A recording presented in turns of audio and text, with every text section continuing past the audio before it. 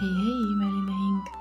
Olen Laina Helenurm ja sa kuulad mini-jutupäevikut Mõttekoht.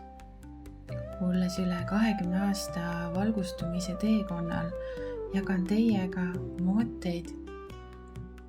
Miks just miniversioon? Sest meile polegi rohkem vaja. Nii lihtne see ongi.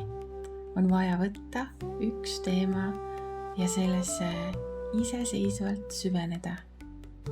Meie aju mitmeid teemasid korraga nii ehk naa sügavalt läbi ei võta, mistõttu see 5 minutit annab palju võimsama tulemuse kui 10 pikka podcasti.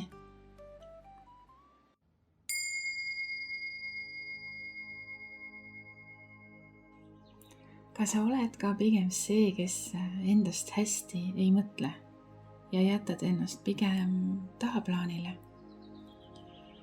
Justkui viisakusest ja justkui selleks, et olla ühiskonnas kombekas inimene. Las ma ütlen sulle, selle ühiskonna kombe kohaselt sa tühistad iseennast, tühistad oma väge. Täna siis 7 sammu, kuidas toksilistest inimestest vabaneda. 3. samm. Astu tagasi oma väesse. Ja. Kas sa mõistad, kui imeline sa oled? Nagu päriselt, ma küsin otse sinu käest. Kas sa mõistad, kui imeline sa oled? Ma ütlen väga tihti oma Facebooki postitustes, kohalolu kodu Facebooki postitustes ma pöördun inimeste poole. Imeline hing. Ja ma tõsimeeli peangi teid kõiki imelisteks. Ka sina oled imeline. Kui tihti sa ise mõistad, kui imeline sa oled? Kui tihti sa märkad, kui eriline sa oled? Ausalt. Meil on ühiskonnas justkui tabu mõelda endast hästi. Meil Eestis eriti. Vaadates ajalugu, siis on teada, kuidas see põlvest põlve on antud edasi selline kollektiivne mõttemuster, et mis mina? Seda peetakse lausa viisakaks, et sa nagu jätad ennast tahaplaanile. Aga miks? Niimoodi sa astudki iseenda väest välja. Ja kui keegi siis mõtlebki endast hästi, siis see, kes endast hästi mõelda ei oska, tema on siis kergelt teisi tembeldamas egoistideks. Aga ilmselgelt sa ei pea olema egoist, et mõista enda väärtust. Sa võid olla lahke, armastav, super inimene ja samal ajal ka teada, millised on sinu erilised anded, millega sa siia maa peale tulnud oled. Me kõik sünnime siia ilma oma eriliste annetega ja meil kõigil on oma annetega siin maailmas oma koht. Absoluutselt kõigil. Ja me kõik oleme kingitused maailmale, igaüks omamoodi. Selles ei ole mitte midagi egoistlikku. Kui sa seda tead, kui sa seda märkad, ja kui sa märkad ja tead, siis sellega sa juba astudki tagasi oma väesse.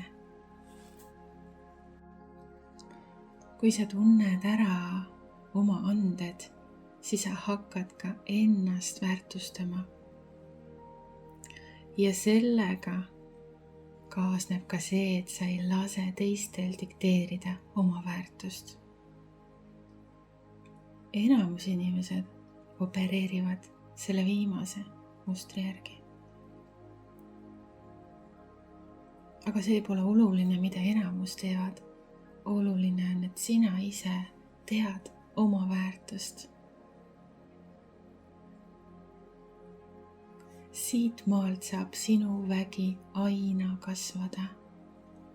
Sinu enesetunne siis ei sõltu enam teiste arvamustest. Sinu enesekindlus siis ei sõltu enam teiste arvamustest. Sinu emotsionaalne seisund ei sõltu enam teiste arvamustest. Sa oled sina ise, sa oled oma väes, oma heas ja veas, aga sa oled maailmale kingitus. Minu eesmärk on kirjutada üle see vana ja ennast hävitav muster, mis mina. Et me kõik mõistaksime, kui suur kingitus me maailmal oleme. Kogu elu muutub kardinaalselt, kui me hakkame mõistma oma väärtust. Ja siis me olemegi oma väes ja kõik hakkab paika loksuma.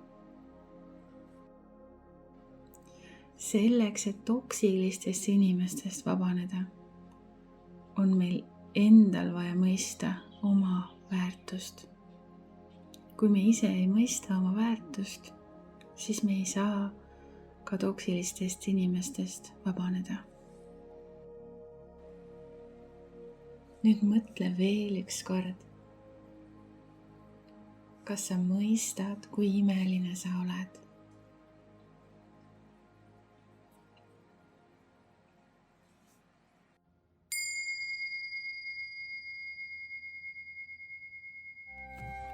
Sa kuulasid mini-jutupäevikut Mõttekoht. See pole juhus, et sa seda videot näed. See oli sõnum sulle. Võta sellest maksimum.